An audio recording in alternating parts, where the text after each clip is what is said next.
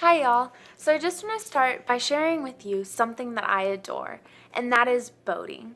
When I was younger, my dad purchased a fishing boat, and at the time, my family and I had no idea what this boat would mean or all the key central components that this boat would have in the making and creating of memories as I grew up. Well, a few weeks ago, my dad and I decided to go out fishing before the weather started to change. So we launched the boat into this lake and we drive out to the middle of this lake. And the waves are hitting the side of the boat and the wind's blowing and the sunshine's shining. And we're not having much luck catching fish, which isn't a new thing. It's sometimes hard to catch fish for us, but I started to think and I started to daze out a little bit, but I was thinking about this boat and how it was keeping us afloat out of water, out of the dangers that stood underneath us. And my mind went to Pirates of the Caribbean. Now, if you haven't seen Pirates of the Caribbean, it's this movie that has pirates and battles and treasure and these extravagant ships. But these ships, they're so big. And this fishing boat we were in is so small. And then I started to think about all the different boats there are. There's speed boats, there's fishing boats, there's big ships, there's ships that carry equipment for military and different things like that. But as I think about these and look back, I think about the components that they all have in common. And one of these key components is that the purpose of them all is to carry something, whether it be people or goods or product. The purpose of these ships and boats is to carry something from one destination to another. And along with that, another key component in the survival of these boats and ships is its anchor. Now, the anchor isn't always noticed until it's needed, but this anchor is detrimental for these boats and these ships because when the storms come and the waves rage, the anchor is what's going to hold that boat steadfast through it all, through the midst of the struggle and the hard times. And as Christians, I realized our purpose is pretty similar to that of this boat and of these ships. And our purpose as Christians is to be the light of Christ, to share the love of Jesus and to carry the love and to carry his word to those around us and to the world and to our friends and family and neighbors. But not only that, our survival key is the same. We have an anchor of our souls, of our lives, that in the midst of the hard times, in the midst of the waves and the struggles, our anchor is Christ.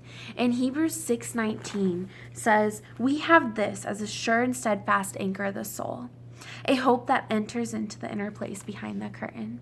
And here Paul is talking about how Jesus is our anchor and how in the midst of the storms of life, he anchors us and holds us steadfast, just like an anchor holds a ship or a boat.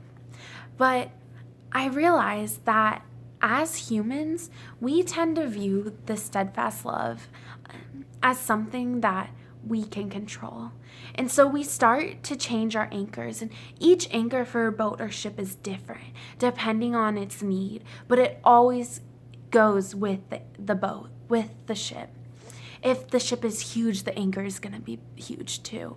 If the boat is small, the anchor is going to be smaller. But we tend to take our big ships of life and use anchors that are merely brick and rope. And we tend to take these bricks and tie a rope around it and throw it out and say, okay, here's my anchor. I'm going to survive this storm with just a brick and a rope.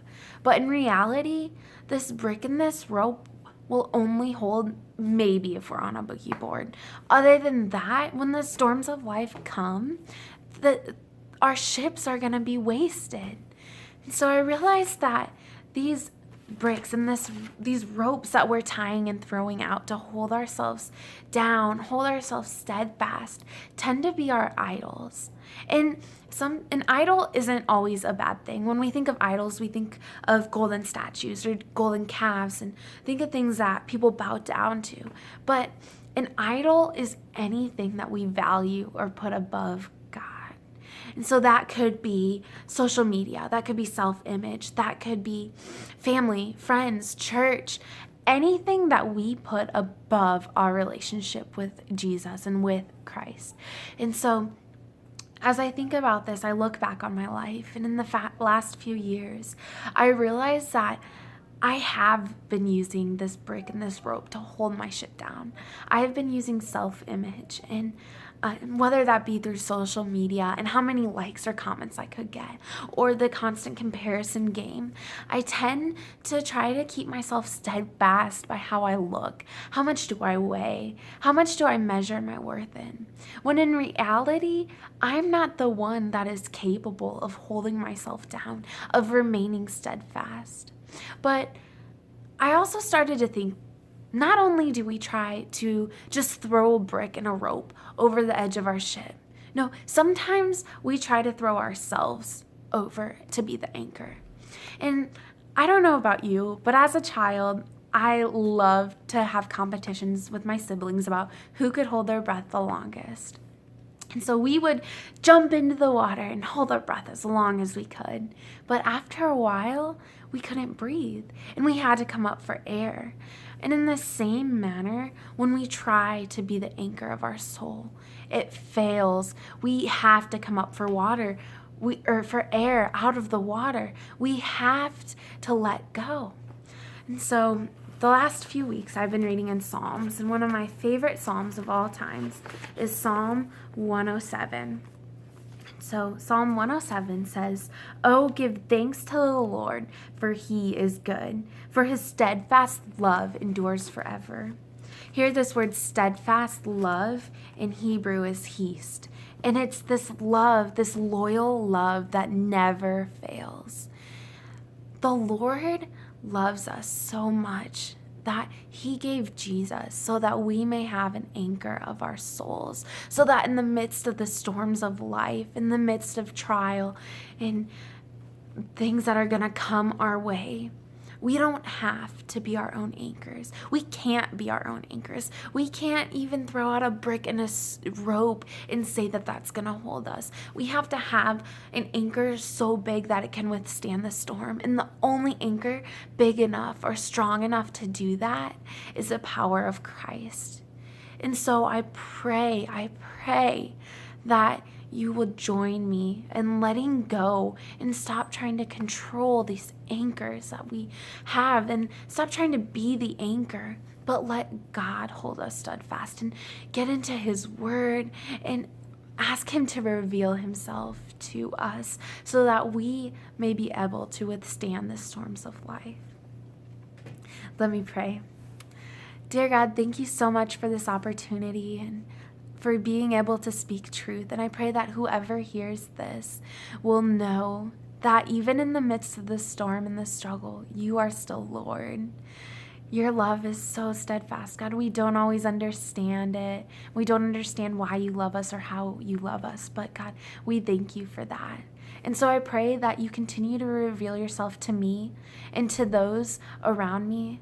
And I pray that you continue just to show us areas of our life that we need to let go, whether it be the anchor that we're trying to throw over that's not going to be strong enough, or whether if we're trying to control it and be our own anchors. God, I pray that you help us to let go.